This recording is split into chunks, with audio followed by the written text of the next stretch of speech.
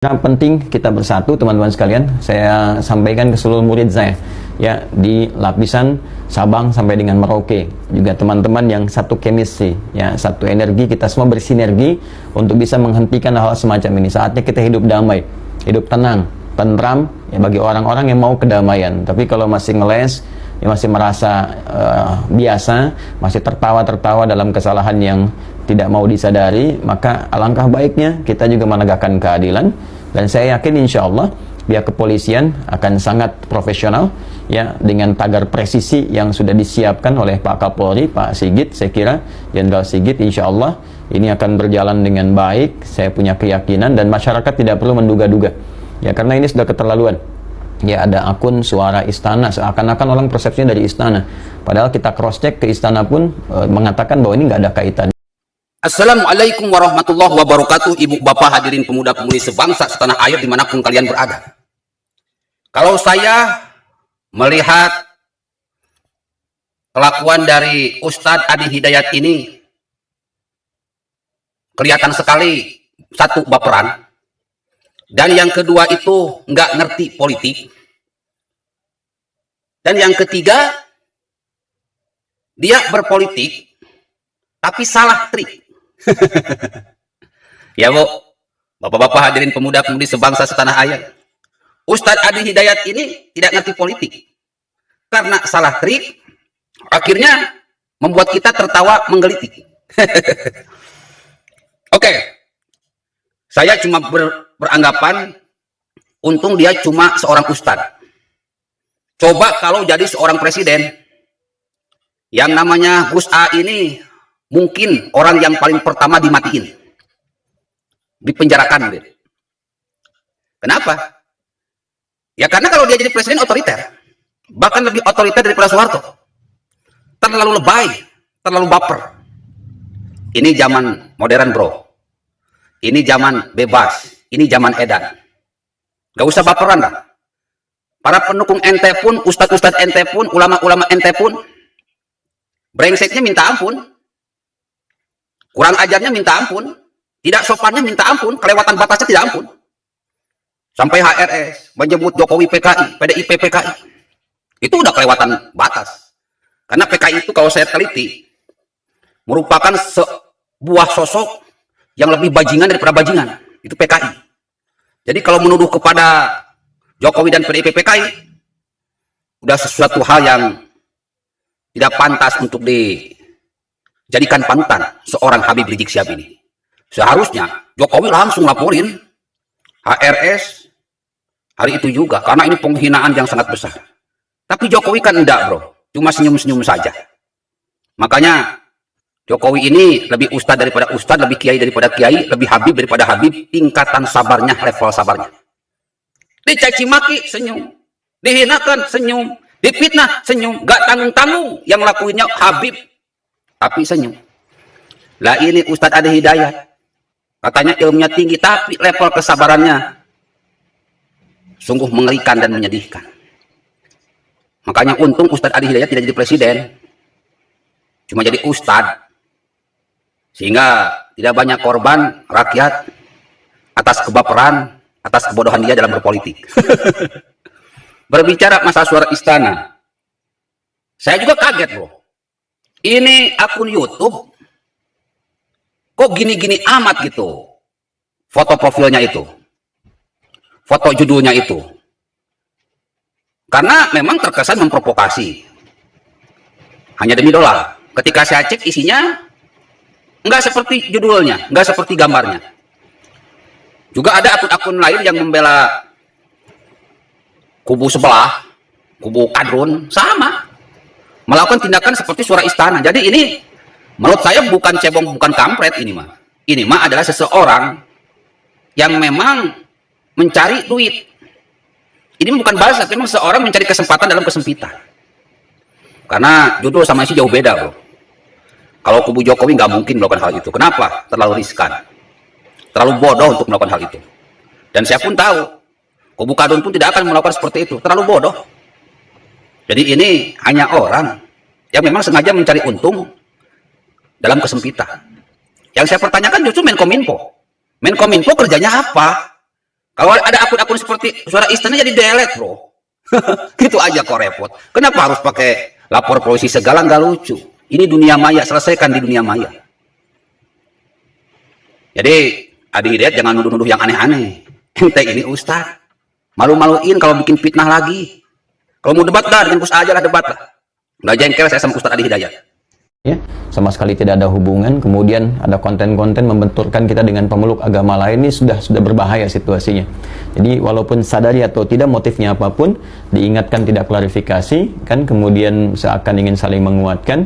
Nah, kita tidak dalam konteks kuat-kuatan, kita dalam konteks menegakkan hukum, dan ini akan diuji di pengadilan. Sekali lagi, tolong jangan siapkan materi, karena saya sudah punya banyak materi. Ya. Merasa di pengadilan HRS, Habib Bahar, intinya orang-orang khilafah menang. Kini mereka mulai mengancam-ngancam kepada para pendukung NKRI agar bersiap-siap masuk bui, agar bersiap-siap masuk penjara. Gak perlu gunakan materai. Dari sini saya sudah bisa menyimpulkan, andaikan Ustadz Adi Hidayat ini berkuasa, andaikan orang-orang khilafah ini berkuasa, andaikan orang-orang khilafah ini berkuasa, andaikan orang-orang HRS ini berkuasa, maka kekuasaan yang diterapkan adalah kekuasaan otoriter. Anda bayangkan, bro. Baru disentil segitu saja udah kelepek-kelepek. Untung Ustadz Adi Hidayat bukan presiden. Kalau Ustadz Adi Hidayat ini presiden, dia akan lebih Soeharto daripada Soeharto. Dia akan lebih Fir'aun daripada Fir'aun. Dia akan lebih Abu Jahal daripada Abu Jahal. Dia akan lebih Abu Lahab daripada Abu Lahab. Namun sayang, bro, yang selama ini berbuat jahat itu Ustadz Adi Hidayat dan kawan-kawan. 900 video buktinya ada di saya. Bagaimana kejahatan Adi Hidayat, UAS, Tengku Zulkarnain, Habib Rizik membentur-benturkan satu agama dengan agama lain. Saya pendukung NKRI tidak pernah melakukan gibah, fitnah, kebencian, kebohongan. Saya ini cuma bertahan. Kalaupun ada Suara Istana, saya nggak tahu itu dari kubu mana. Cuman yang saya pertanyakan, kalau Suara Istana itu membuat keributan, hoax, gibah, fitnah, seharusnya Menkominfo yang bergerak. Apa gunanya Menkominfo kalau hal-hal yang gitu tidak diatasi? Dari cangkangnya udah jelas fitnah, dalamannya nggak nyambung dengan cangkang, ya repot urusan. Jadi nggak usah fitnah kepada para pendukung NKRI. Hai Ustadz Adi Hidayat, ente itu sudah berfitnah. Dan saya ingatkan, yang selama ini bikin keributan siapa? Ustadz Abdul Somad. Yang selama ini bikin keributan siapa? Ustadz Adi Hidayat. Yang selama ini bikin keributan siapa? Ya orang-orang khilafah, HTI, FPI, PKS. 900 video yang saya buat dari zaman Ahok hingga saat ini bisa dijadikan bukti. Siapa yang bajingan, siapa yang pahlawan. Ini kita harus uji dengan baik sehingga konstruksi hukumnya jelas, mendapatkan keadilan, dan pada akhirnya hal-hal semacam ini bisa hilang dari bumi Indonesia. Terima kasih, saya mohon izin, lagi banyak kegiatan saat ini. Kasihan masyarakat di sekitaran yang berhak untuk mendapatkan perhatian-perhatian kita jadi terabaikan karena hal-hal yang semacam ini. Saya tidak ingin menurunkan status keilmuan dan kehormatan hanya untuk merespon cuitan-cuitan, buzzer-buzzer yang tidak jelas, tapi biarkan keadilan itu berbicara sehingga nanti di pihak kepolisian bisa menguji, menentukan, dan di pengadilan bisa terlihat dan terbuka seluruhnya. Terima kasih teman-teman sekalian, kita kawal terus semuanya. Dan teman-teman pengacara, mohon izin konstruksinya yang paling bagus, ya deliknya yang baik, nanti saya juga akan melihat terlibat untuk semua. Assalamualaikum warahmatullahi wabarakatuh. Bapak hadirin pemuda-pemudi sebangsa setanah air, bahkan dia nyebut buzzer pun sudah merupakan fitnah. Saya sudah katakan dari dulu saya bukan buzzer.